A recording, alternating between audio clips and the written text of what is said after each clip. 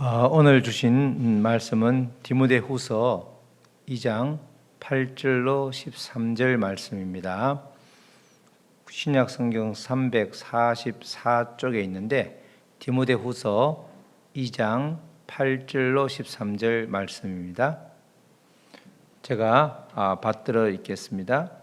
내가 전한 복음대로 다윗의 씨로 죽은 자 가운데서 다시 살아나신 예수 그리스도를 기억하라.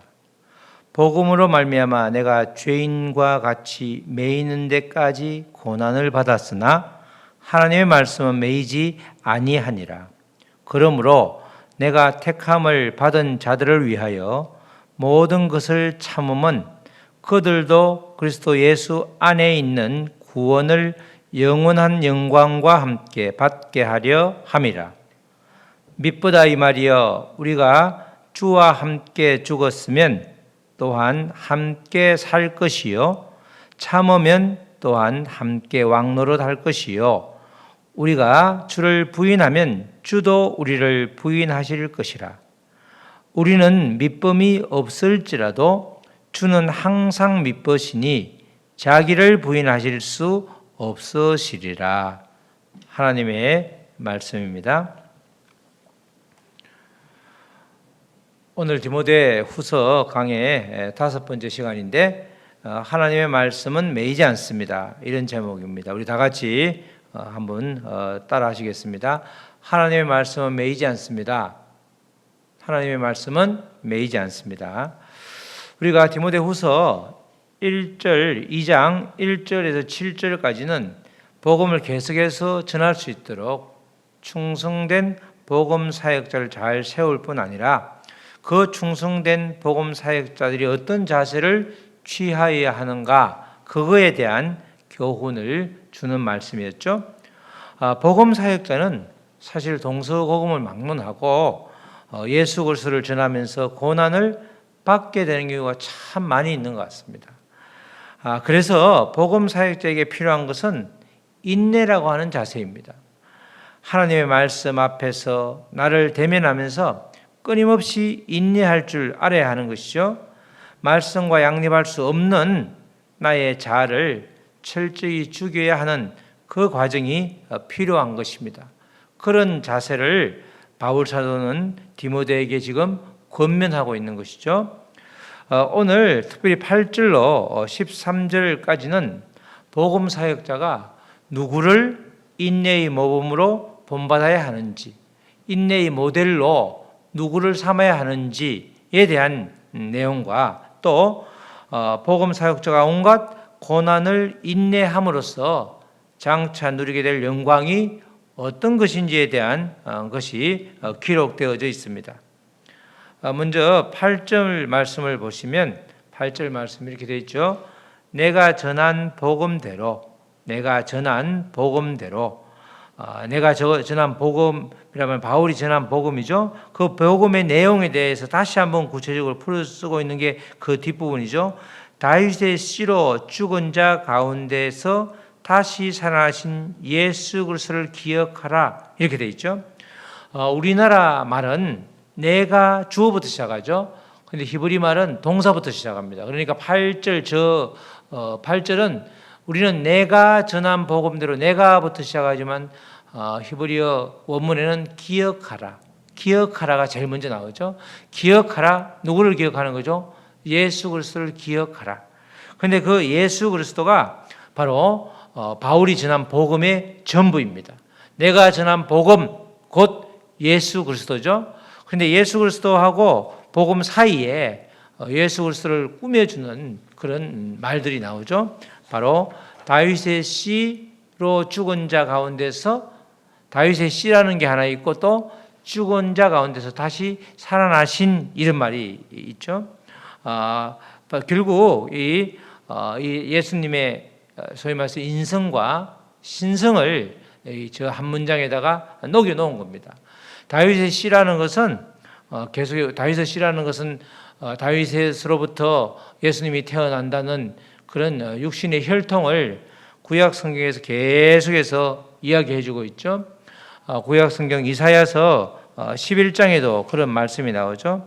이사야 11장 말씀에도 그 날에 이새의 뿌리에서, 이새가 누구죠? 다윗의 아버지죠. 이새의 뿌리에서 한 싹이 나와서 만민의 기치로 설 것이요 열방이 그에게로 돌아오리니 그가 거한 곳이 영화로우리라.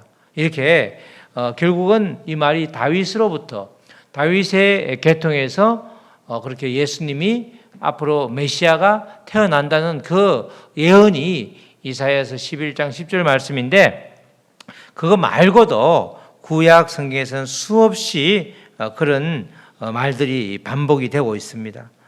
그만큼 예수님의 신성, 인성이라는 것, 그것이 바로 8절의 전반부의 앞부분의 말씀이고, 뒷부분에는 또 그리스도의 신성에 대해서 이야기를 하고 있죠. 그리스도의 신성에 대해서 이야기를 하고 있습니다. 그리스도의 신성이라는 것은 죽은 자 가운데서 다시 살아나신 예수 그리스도, 죽은 자 가운데서 다시 살아나신 예수 그리스도, 이렇게 되는 거죠. 여기서 다시 살아나신 이 말은 이제 이게 지금까지 영향을 미치고 있는 이런 뜻이죠. 다시 살아나신 예수 그리스도를 기억하라, 이렇게 말씀을 하고 있습니다. 이런 예수를 기억하는 것은 단순히 그냥 기억만 할 것이 아니라 예수님처럼 살라는 권면을 사도 바울이 지금 디모데에게 하고 있는 것입니다. 이 예수 그리스도께서 다시 살아나셨다, 이 말은 이게 현재 완료형으로 되어 있는데, 이 과거에 어느 때부터 시작된 사건이 그 결과가 또 그 효력이 현재도 계속 영향을 미칠 때 이런 말을 쓰죠. 그러니까 예수 그리스도께서 죽은 자 가운데서 다시 살아나셔서 지금도 계속 살아계심으로 하나님의 아들로 불려지고 있고, 그 부분이 바로 예수님의 신성을 설명하는 충분한 근거가 된다는 것입니다. 예수님은 이처럼 인성과 신성을 완벽하게 가지신 그런 분인데, 그 예수 그리스도를 기억하라는 것입니다. 예수 그리스도를 기억하라. 그것이 지금 다른 말로 하면 복음을 기억하라, 이렇게 말하는 거죠. 이 바울은 여러 번 강조를 했지만 그에게는 오로지 복음 말고는 다른 것을 중요하게 생각한 적이 없을 정도로 그에게는 복음이 전부였습니다. 그래서 디모데 후서라고 하는 편지를 통해서 계속해서 바울이 강조하는 것은 복음이 전부다. 복음이 전부다. 디모데에게 복음이 전부이니까 복음 말고 다른 것들은 전혀 너가 개의치 말라, 이렇게 말하는 거죠. 우리도 인생을 살면서 정말 무엇이 중요한지, 무엇이 가치 있는지를 알려면 그가 여러 가지 가지고 있는 자원이라고 그러죠. 시간이라든가 물질을 어디에다가 쓰는지를 보면 알 수가 있단 말이죠. 가지고 있는 그 자원은 한정되어 있습니다. 물질이라는 것도 한정되어 있고, 시간이라는 것도 24시간으로 딱 한정되어 있습니다. 그렇기 때문에 우리가 아무리 쓰고 싶어도 무한대로 쓸 수 없는 것이 바로 이 자원, 시간과 물질과 또 건강이라는 것이죠. 우리가 건강을 중요하게 생각하는 사람은 다른 곳에 돈을 쓰는 것은 아까워해도 건강과 관련된 것에 투자를 하는 것은 별로 아까워하지 않죠. 건강 식품을 산다든지 아니면 헬스 클럽에 간다든지, 헬스 클럽에 가서도 그냥 운동을 하는 것이 아니고 PT를 받아서 정말 아주 효과적으로 체계적으로 운동을 배운다든지, 이런 데 들어가는 게 의외로 많이 들어가는데, 그런 데 들어가는 돈은 별로 아까워하지 않는다는 거죠. 왜? 건강을 중요시하니까. 또 우리가 봉사활동을 중요시하는 사람들은 그 아까운 시간 같은데 그 시간을 봉사하면서 보내죠. 봉사하는데 시간뿐만 아니라 물질을 또 투자하면서까지 봉사를 하는 걸 보면 그 봉사가 그 인생에서 얼마나 중요한지, 얼마나 중요하게 생각하는지 그 우선순위를 알 수 있다는 것입니다. 또 어떤 사람들은 사람들끼리 어울리기를 좋아하는데, 그런 사람들은 만나서 밥 먹고 차 마시고 그렇게 들어가는 시간과 돈은 전혀 아까워하지 않는 거죠. 또 서로 사랑하는 사람들끼리 연애하는 사람들은 함께 보내는 시간이 늘 모자라서 아쉬워합니다. 실제로 나누는 대화를 보면 그렇게 뭐 대단한 이야기가 별로 없죠. 소소한 이야기고 어찌 보면 닭살 돋는 이야기들이 많은데 그래도 늘 함께 있는 것 자체가 좋으니까 시간 가는 걸 아쉬워하고 또 헤어질 때는 벌써 또 다음을 기약하면서 그렇게 자원을 배분하는 시간을 보내고 하는 것을 볼 수 있습니다. 이처럼 사람들은 누구나가 자기가 중요하다고 생각하는데 시간을 쏟고 돈을 썼고 또 마음을 쏟는 것입니다. 그런데 바울 사도는 그가 가지고 있던 모든 자원을 복음을 위해서 쏟아부었습니다. 그것도 모자라서 디모데를 포함해서 제자들 또 주변 사람들에게도 계속해서 그런 삶을 살라고 아주 권면하고 있고 권면을 지나쳐 뭐 강요하다시피 하고 있죠. 왜냐하면 바울 사도에서 복음은 그 인생의 전부이기 때문에 복음 빼고는 나중에 바울을 설명할 수가 없을 정도로 그래서 복음이라는 것이 아주 그에게는 전부였고 그래서 복음 전파에 그의 인생 전체를 걸었던 것입니다. 그래서 바울 사도가 쓴 바울 서신에는 어김없이 복음이 단골 메뉴로 등장하고 있죠. 사도행전에서도 저 후반부에 그렇게 수많은 고초를 당하면서 또 여러 가지 이스라엘에서 로마에서 법정에 설 때도 다 그 대화 내용을 우리가 기록한 것을 읽어보면 전부 복음에 대한 이야기입니다. 유대인들에게 너희들이 그렇게 멸시하고 쳐 죽였던 예수가 그리스도인 걸 어떻게 그렇게 모르고 그런 큰 죄를 저질렀느냐. 나도 예수 그리스도를 알지 못할 때에는 너희들과 동일한 범죄를 저질렀는데 내가 겪은 그 예수를 보니까 전혀 유대교에서 그렇게 예수를 핍박했을 때 그 시절과는 상이하게 다르더라. 그러니까 예수님을 믿으라. 너희들이 예수님을 그렇게 팽개친 걸 회개하라고 그렇게 끊임없이 아주 설교하고 또 이야기를 했던 것입니다. 이렇게 디모데 후서를 우리가 읽고 있는데 디모데 후서를 읽으면서 정말 바울 사도의 근면이 무엇인지 바울 사도가 복음을 전부라고 생각했는데 그 구체적인 내용들이 무엇인지 그것을 뒤돌아보면서 또 우리 마음에 새겨야 되는 것이죠. 복음 전파에 아울러 최선을 다하고 있는지 그것도 우리가 새겨야 되는 것입니다. 이렇게 8절에서는 역시 바울 사도가 중요시하는 내가 전한 복음대로 바로 예수 복음대로 네가 예수 그리스도를 기억하라. 복음인 예수 그리스도를 기억하라. 그렇게 먼저 말을 하죠. 그런데 바울은 지금 9절 말씀을 보면 이 복음으로 인해서 자기가 갇혀 있는 거죠. 9절 말씀에 복음으로 말미암아 내가 죄인과 같이 매이는 데까지 고난을 받았으나 하나님의 말씀은 매이지 아니하니라. 9절에서 그렇게 말하고 있습니다. 바로 바울 사도가 육신에 매여 있는 것이지 바울 사도는 육신이 지금 매여 있는 거죠. 근데 바울이 육신으로 인해서 또 복음으로 인해서 복음을 전하다가 자기가 갇혀 있는 매인 몸이 되었지만 그러나 그런 고난 가운데서도 하나님의 말씀은 전혀 매여 있지 않다는 겁니다. 매이다 이 말이 체인이죠. 영어로 체인 이렇게 매여 있다. 아주 얽매이고 아주 꼼짝달싹 못하게 하고 있는 것이 아니라 하나님의 말씀은 전혀 매이지 않단 말은 자유롭단 말이죠. 하나님의 말씀은 그렇다는 겁니다. 이 하나님의 말씀은 바로 복음이 구체적으로 표현된 것이 하나님의 말씀인데 이 바울 사도는 이 복음 때문에 감옥에 갇힌 자유롭지 못한 몸이 되었지만 바로 복음 자체는 그 어느 누구도 매이게 할 수 없는 거죠.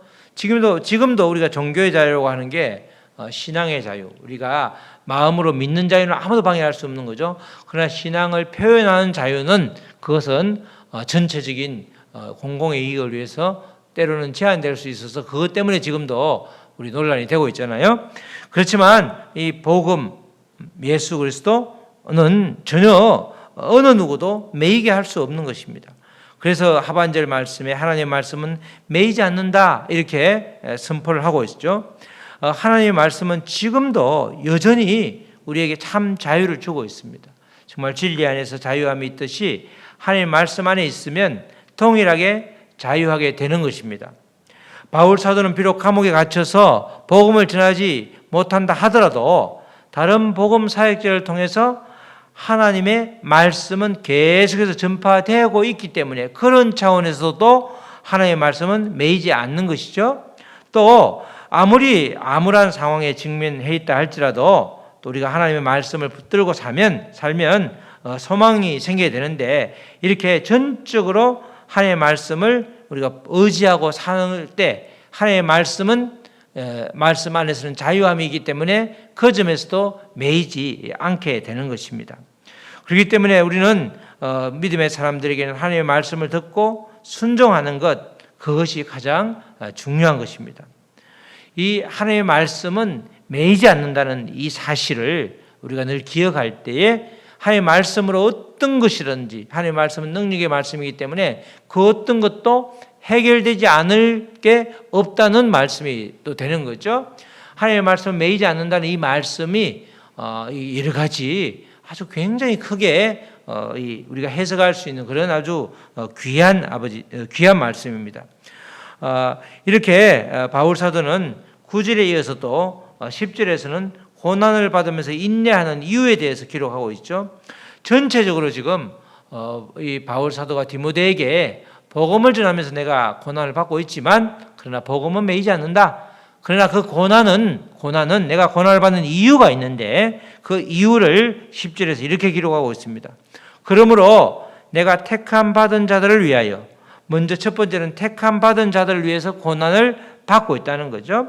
아직 믿음을 갖고 있지 않지만 하나님의 택하심을 받은 자들 때문에 내가 고난을 받고 있다. 그 고난을 통해서 주님의 복음의 말씀이 전해지는 거죠.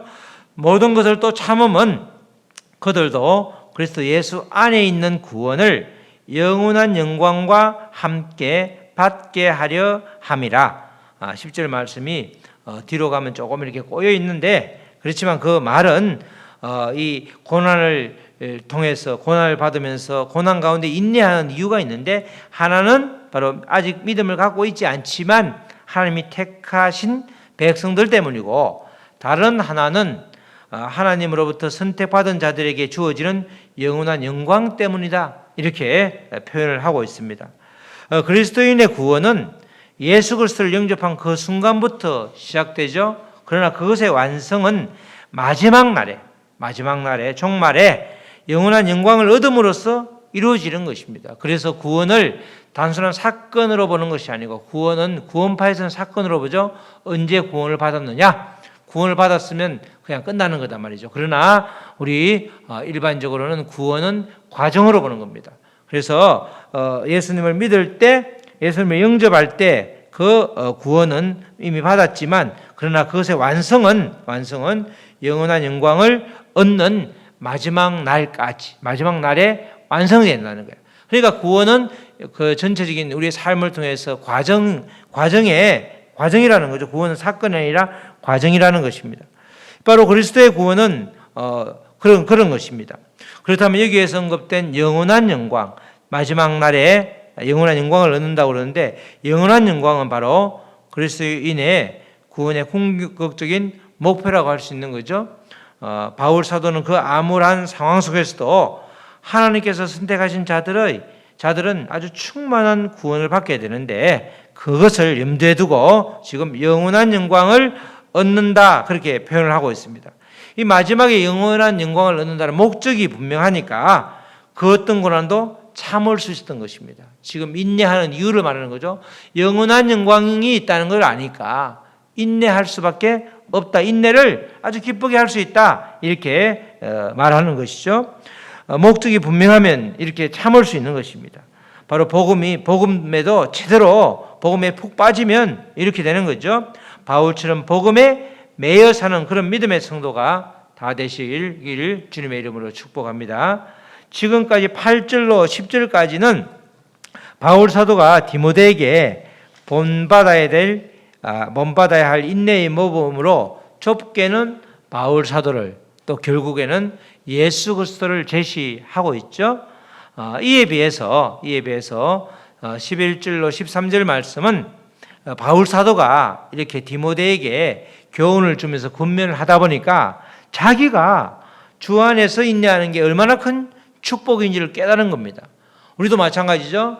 우리도 공부를 가르치다 보면 가르치면서 더 잘 알게 되잖아요. 그래서 학생들도 공부를 좀 잘하는 아이가 조금 이렇게 도움이 필요한 아이들에게 가르쳐주면서 자기의 지식이 더 확실해진단 말이죠. 이 바울 사도도 정말 복음밖에 모르는 사람이었는데 이 디모데에게 편지를 쓰니까 디모데를 생각하면서 편지를 쭉 쓰다 보니까 이 아주 정말 새로운 깨달음을 얻은 겁니다. 그래서 11절로 13절 말씀은 아주 바울이 정말 하나님을 찬양하는 이 인내하는 자가 받는 축복이 참으로 크고 또 그걸 깨닫게 되니까 감격할 수밖에 없었죠. 그 감격을 찬양 형태로 풀어 놓은 게 11절로 바로 13절 말씀입니다. 11절로 13절 말씀을 다시 한번 읽겠습니다. 빛보다 이 말이여 우리가 주와 함께 죽었으면 또한 함께 살 것이요 참으면 또한 함께 왕노릇 할 것이요 우리가 주를 부인하면 주도 우리를 부인하실 것이라. 우리는 밑범이 없을지라도 주는 항상 밑버시니 자기를 부인하실 수 없으리라. 아멘. 이게 이제 바울이 아주 인내한 그렇게 여러 가지 고난을 인내함으로써 그렇게 오히려 그것이 얼마나 축복인가 그걸 깨달으니까 나는 복받은 사람이다 이러면서 오히려 찬양을 하는 그런 구절이 바로 11절로 19절이죠. 13절이죠. 11절 말씀은 밑보다 이 말이여. 11절로 13절 말씀은 밑보다 이 말이여가 이제 들어가는 부분이고 실제 내용은 우리가 주와 함께 죽었으면 또 그 다음에 우리가 주를 12절에 부인하면 또 그렇게 12절에 참으면 또 13절에 밑범이 없을지라도 이렇게 밑범이 없으면 이렇게 되는 거죠. 이 조건문 4개의 조건문과 그 뒤에 조건에 대한 결과에 대한 이야기가 이 네 구절이 대칭을 이루면서 있죠. 맨 마지막에 있는 자기를 부인하실 수 없으리라 이게 이제 나름대로 결론적인 말씀인데 이렇게 아주 짜임새 있게 대꾸를 해가면서 비교를 해가면서 이렇게 찬양을 드리고 있습니다. 믿보다는 말은 신실하다는 말이고 다른 말로 믿을만 하다 이런 말이죠. 그래서 믿보다 이 말이요 라는 구절에서 이 말은 원래는 그 말씀, 다시 말해서 믿보다 이 말이 뒤에 나오는 우리가 주와 함께 죽었으면으로 시작돼서 13절에 자기를 부인하실 수 없으리라까지 12, 13절까지 쭉 내용을 말하는 거죠. 이 말씀은 정말 믿을만 합니다. 이렇게 말하는 거죠. 이 4개의 조건문과 그 결과로 구성된 그런 문장을 가리켜서 바로 믿보다 이 말이요 이렇게 말하죠. 그러니까 이 4개의 조건문으로 되어 있는 11절, 12절, 13절 말씀이 또 신앙 고백이 되는 거죠. 바울이 찬양을 통해서 신앙 고백을 하고 있는 것입니다. 디모데에게도 공유하는 거죠. 편지로 써서 이렇게 적극적인 찬양이 되었을지 몰라도 이것이 그냥 주님이 주시는 음성이라 같이 나누고 있는 것이죠. 바로 4개의 조건문을 한번 살펴볼 필요가 있는데 첫 번째는 우리가 주와 함께 죽었으면 또한 함께 살 것이요 11절이죠. 이때 주와 함께 죽었으면은 과거 시제인데 이거는 단번에 죽었다는 거예요. 주와 함께 단번에 우리는 완전히 죽은 자인데 그로 인해서 이어지는 말씀은 또한 함께 살 것이요. 이 함께 살 것이라는 것은 여기에 이제 과거가 아니죠. 함께 살 것이요. 이 말은 계속해서 영원히 복을 누린다 이런 뜻입니다. 우리가 주와 함께 단번에 죽은 자인데 그로 인해 앞으로는 그리스도와 더불어 영원히 살게 되는 복을 누린다. 그 말이 우리가 주와 함께 죽었으면 또한 함께 살 것이요. 함께 살 것이요. 그 말이죠. 성도는 주와 함께 죽음을 통과하지 않으면 그 이후가 없는 것입니다. 반드시 죽음을 통과할 때에 주님과 함께 사는 복을 영원히 누리게 되는 것입니다. 장차 받을 영광이 이토록 크기 때문에 로마서 말씀처럼 현재의 고난은 얼마든지 참을 수 있는 것이죠. 바울이 지금 복음을 전하다가 감옥에 갇혀 있지만 이 고난은 장차 다가올 영광과 좋게 비교할 수 없는 그런 말씀이 되는 것입니다. 그러므로 고난을 참고 견뎌야 하는 것은 바울 사도와 당시 디모데가 심호하고 있던 에베소 성도들에게만 국한되는 것이 아니라 미래의 성도들, 우리와 같이 그 당시로 보면 이 바울 사도가 활동했던 시대에는 현재 우리는 먼 미래 사람들이잖아요. 우리들에게까지 필연적으로 이런 인내함이 요구되는 것입니다. 이런 고난과 인내는 이 세상의 삶이 다하는 순간까지 계속 감당해야 할 일인 것입니다. 현재의 고난을 이겨내는 이에게는 그리스도와 더불어 왕노릇하는 미래가 반드시 임하게 된다. 그것을 강조한 것이 12절 말씀이죠. 참으면 또한 함께 왕노릇할 것이요. 이렇게 되어 있죠. 참으면 또한 함께 왕노릇한다. 이렇게 되어 있습니다. 여기서 왕노릇이라는 표현은 끝까지 견디는 자에게 주어지는 구원을 의미하는 거죠. 그래서 이 땅 위에서 복음으로 인해서 고난에 직면해서 지속적으로 인내한다면 그것이 마지막 종말론적이라고 마지막 하나님 나라에서는 왕권을 보장한다는 거예요. 우리의 고난이 인내함으로 그렇게 우리가 인내하면 나중에 엄청난 그런 결과가 영광이 나오는데 그 중에 하나가 주님과 함께 왕권을 우리가 누린다는 거예요. 왕권을 누린다는 거죠. 왕이 어떤 나라, 보통 나라에서는 제일 높잖아요. 마찬가지로 하나님 나라에서도 왕권을 보장해 준다는 것입니다. 이 계속해서 복음으로 인해서 고난에 직면하고 또 그것이 무너지는 것이 아니라 그걸 잘 견뎌내면 마지막 종말 때에는 바로 하나님 나라의 왕권이 보장된다는 것입니다. 그러니까 우리의 희생에 비해서 우리의 엄청난 그런 영광, 결과가 오니까 지금의 고난은 나중에 장차 영광을 계속해서 묵상하면 아무것도 아니라는 거야. 그래서 목숨을 이렇게 초계처럼 아주 지푸라기처럼 버리는 여기는 그렇게 하나님께 바치는 분들이 그렇게 많았잖아요. 그분들을 순교자라고 하잖아요. 그래서 그렇다는 겁니다. 현재의 고난이 아무리 클지라도 그것을 피하는 것이 아니라 적극적으로 대응해서 기쁨으로 이겨낼 수 있는 원천이 바로 우리 예수 그리스도라는 것입니다. 예수 그리스도와 더불어서 왕노릇하는 그 영광된 미래가 반드시 온다. 그 확신이 있으면 우리는 사지를 죽음의 곳을 죽음을 결코 두려워하지 않고 그렇게 힘을 낸다는 것입니다. 그냥 단순히 고난을 피하자 이게 아니라 적극적으로 대응하는 거죠. 고난을 인내함으로써 대응해서 오히려 기쁨으로 승화시켜서 이 고난 뒤에 엄청난 주님의 영광이 오겠구나. 이 확신이 들면 고난을 오히려 마지못해 받는 것이 아니라 기쁨으로 받을 수 있다는 거예요. 기쁨으로 고난을 이겨낼 수 있다는 거죠. 즐거움으로 이겨낼 수 있다는 것입니다. 12절 하반절에는 우리가 주를 부인하면 주도 우리를 부인하실 것이다. 좀 특이한 내용이 나오죠. 우리가 주를 부인하면 이렇게 나오죠. 이때 부인하다의 시제가 미래 시제입니다. 지금 11절, 12절, 13절은 사실 원문에 어떤 거는 과거, 어떤 거는 현재 완료, 어떤 거는 미래 시제를 가지고 그 의미를 굉장히 분명하게 구분해 나왔는데 우리는 그냥 읽으니까 그게 미래인지 현재인지 과거인지 잘 구분이 안 되는데 우리가 주를 부인하면 이거는 미래 시제야.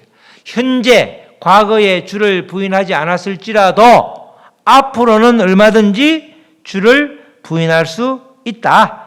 누구에게나 주를 부인할 수 있는 일이 일어날 수 있다. 일종의 경고를 하고 있는 겁니다. 실제로 부인하는 날이 일어났죠. 그 당시에 이제 마지막 네로 황제가 집권 말기에 있었을 때인데 그 당시에 얼마나 많은 탄압과 핍박이 있었냐고요. 그러니까 수많은 배교자들도 나타났잖아요. 그래서 히브리서 같은 데도 배교자들에게 지금 이 시간만 넘어가면 이 시간을 잘 참으면 비교도 안 된다. 비교도 안 된다. 그러니까 유대교로 다시 돌아가지 말고 그 예수님을 잘 붙잡아라. 이렇게 강조하는 게 히브리서잖아요. 여기서도 마찬가지로 그 주님을 우리가 부인할 수 있지만 그러나 우리가 주님을 떠나서는 안 된다는 거죠. 절대로 이 신앙이라는 것이 오늘의 신앙이 다 전부라고 말하면 안 되는 것이죠. 아무리 신앙심이 출철하고 아주 대단해 보일지라도 먼 훗날 그 신앙이 사그러들어서 온데간데 없는 사람도 굉장히 많습니다. 그러니까 지금까지는 신앙생활 잘했지만 앞으로도 계속해서 주를 부인하는 일이 없어야 된다. 그 뜻으로 이렇게 해놓은 거죠. 그렇지만 우리가 주를 부인하면 그 다음에 이어지는 게 주도 우리를 부인하실 것이다. 왜냐하면 주님은 믿으신 분이고 신실하신 분이기 때문에 그렇다는 거예요. 이 말씀은 주님의 전능자로서의 주님을 부인하는 것이 아니라 우리가 주를 부인하면 인격적인 주님도 똑같이 우리를 부인하게 되는데 그것이 오히려 신실한 주님이라는 거죠. 우리가 주와 함께 죽는 일이나 고난을 참는 일을 적극적으로 하지 않으면 사단이 틈을 타서 우리로 하여금 주를 부인하게 하는 일이 발생한다는 겁니다. 주를 부인하는 것은 내가 하는 게 아니죠. 사단이 틈타면 부인할 수 있다는 것입니다. 그 점을 주목해야 되는 거죠. 그렇게 되면 주님으로부터 부인당하는 비참한 존재로 전락이 된다는 것입니다.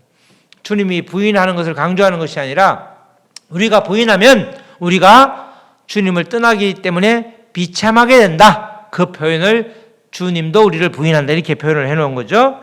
바로 주님을 도무지 알지 못한다고 하는 사람이 있다 그러면 결국 그는 나중에 마지막 심판 때 이를 갈며 아주 슬피우는 장면이 있다고 하듯이 우리도 언젠가는 먼 미래에 계속해서 주 안에 있지 않으면 주를 부인하고 주님을 배교하는 일도 있을 수 있다는 거예요. 그러니까 지금 주님을 잘 붙들고 있으라 이 말씀이죠. 하나님의 말씀은 매이지 않기 때문에 그 매이지 않는 하나님의 말씀에 들어가면 내가 참 자유인이 되기 때문에 주의 말씀을 붙들고 살아라 그 이야기를 하고 있는 것입니다. 그러나 13절에서는 바울 사도가 우리가 신실하지 못함을 오히려 고백하고 있습니다. 13절에 우리는 믿음이 없을지라도 그죠? 그렇게 말하고 있죠. 비록 우리 모두가 하나님의 자녀로 부름을 받았으나 실제의 삶의 현장에서는 계속해서 흔들리고 있을 때가 많다는 겁니다. 우리가 현재 삶의 자리에서는 오히려 신실하지 못한 모습을 보일 때가 많음을 13절에서 바울 사도가 애둘러서 표현하고 있습니다.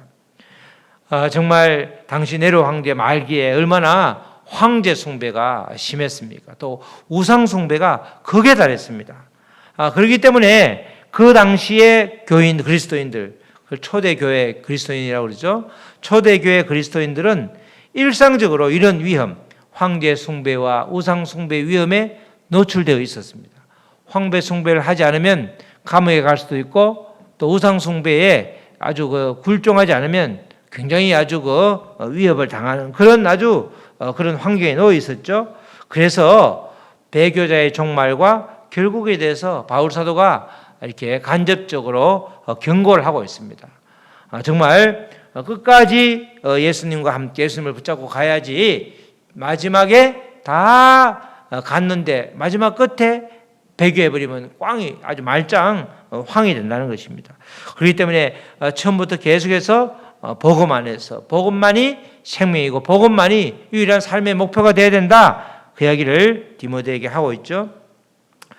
그렇지만 중요한 것은 우리에게 또 중요한 복음은 우리가 신실하지 못할지라도 주님은 언제나 믿으신 분이라는 것입니다. 13절에 우리는 믿음이 없을지라도 주는 항상 믿으시다는 거예요. 그죠? 주는 항상 신실하시다는 거예요. 그게 바로 복음이 되는 거죠. 우리는 믿음이 없다 이 말은 우리는 신실하지 못하다. 우리는 이게 영어 원문에는 조건문이에요. 우리가 믿음이 없으면 이렇게 되어 있습니다. 우리는 믿음이 없다. 믿음이 신실함이 없다.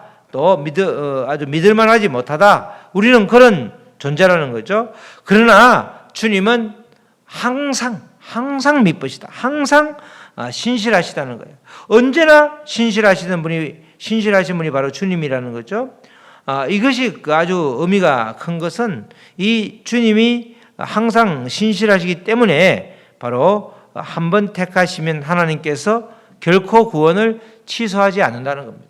자, 우리가 밑범이 없으면 주님도 밑범이 없다. 이러면 바로 그냥 우리가 구원에서 추락할 수 있는데 하나님은 그렇지 않다는 거예요. 우리는 정말 왔다 갔다 하고 여러 가지로 불완전하고 또 우리가 기분에 따라서 감정에 따라서 그렇게 변동이 심할 수 있지만 하나님은 그렇지 않다는 거예요.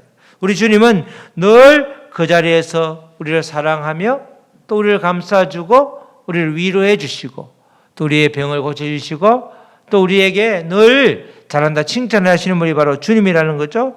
그 주님의 신실하심이 있기 때문에 우리의 구원은 결코 취소될 수 없는 그런 아주 복음이 되는 것입니다. 주님은 언제나 결코 자기를 부인할 수 없기 때문에 그렇다는 것입니다. 주님은 수시로 감정에 따라 기분에 따라 입장이 오락가락하는 분이 아니기 때문에 한 번 택한 성도에게 변함없는 사랑을 한없이 베풀어주고 계신다는 것입니다. 우리가 변하지 않는다는 게 정말 귀한 거죠. 우리 사람들도 인품을 따질 때 참 변하지 않더라. 저 사람은 이렇게 사업이 잘 돼서 굉장히 경제적인 아주 풍요로움이 있을 때 하고 예전에 없어도 정말 굉장히 어려울 때 하고 별로 변한 게 없더라는 거예요. 사람을 대할 때도 여러 가지 씀씀이도 변함이 없더라. 그러면서 정말 인품이 좋다. 이렇게 우리가 말을 하잖아요. 변함이 없는 것은 좋은 것입니다. 우리가 예수님처럼 늘 변함없는 사랑, 그 사랑이 있으면 우리의 주변이 다 나로 인하여 복되고 평화롭게 되는 것입니다. 우리 사랑하는 성도 여러분, 주님이 신실하시고 변함이 없으시다는 이 사실, 우리에게 얼마나 큰 힘이 되는지 말로 표현할 수가 없습니다. 그런 주님의 말씀을 전하다가 때로는 바울처럼 감옥에 갇히기도 하고 또 그래서 고난을 겪기도 하지만 그 고난에 무너지고 무릎 꿇는 것이 아니라 결국 그 고난을 인내함으로 이겨내는 것이 우리 믿음의 사람들의 역사인 것입니다. 이 복음은 그러나 이 사람처럼 그렇게 감옥에 갇히는 것처럼 매이지가 않는다는 사실이죠. 육신은 매이게 되지만 말씀은 결코 매이지 않는다는 사실을 기억하시기 바랍니다.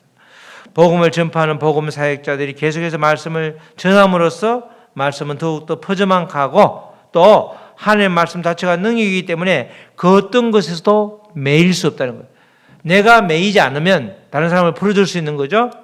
다른 사람이 꽁꽁 묶여 있을 때 나도 꽁꽁 묶여 있으면 풀어줄 방법이 없는 것입니다.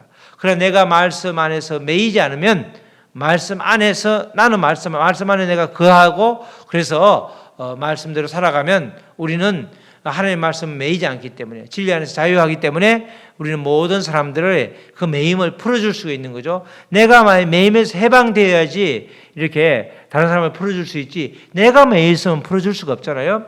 바로 하나님의 말씀은 우리에게 참 자유함을 주시고 또 하나님의 말씀은 우리를 아주 여러 가지 그 원수의 그런 유혹이라든가 또는 여러 가지 그런 손 내미는 것에 아주 뿌리칠 수 있기 때문에 우리는 말씀으로 무장되어 있으면 정말 주님의 백성으로 완전하게 살아갈 수가 있는 것입니다. 그렇기 때문에 진리의 말씀을 붙잡고 따라가는 것만큼 안전한 것이 없는 것이죠. 우리가 등대가 있으면 안전한 폭으로 배가 인도받을 수 있잖아요. 폭풍 치고 이렇게 바람이 심하게 불면 빨리 항구로 대피를 해야 되는데 그 항구를 알려주는 것이 바로 등대 아니에요? 등대의 불빛이 보이면 이제 얼마 안 있으면 육지가 오기 때문에 살았다 이렇게 되는 것입니다. 마찬가지로 말씀은 등대와 같아서 또 말씀을 우리가 붙잡고 그 소망의 말씀을 우리가 계속해서 바라보면 점점 더 말씀이 우리를 그렇게 끌어가 주는 것입니다. 그렇게 되면 하나님의 사랑을 늘 변함없이 느낄 수밖에 없는 것입니다. 우리가 비록 고난 가운데 있지만 인내함으로써 그 가운데에 주님을 느낄 때에 그 감격은 엄청난 것입니다. 때로는 우리의 모습이 신실하지 않을 때도 있지만 신실하신 주님, 그 미쁘신 주님으로 인하여 끝까지 인내하며 달려감으로써 주님과 함께 모두 왕노릇하며 사시는 저와 여러분 되시기를 주님의 이름으로 축원합니다. 아멘.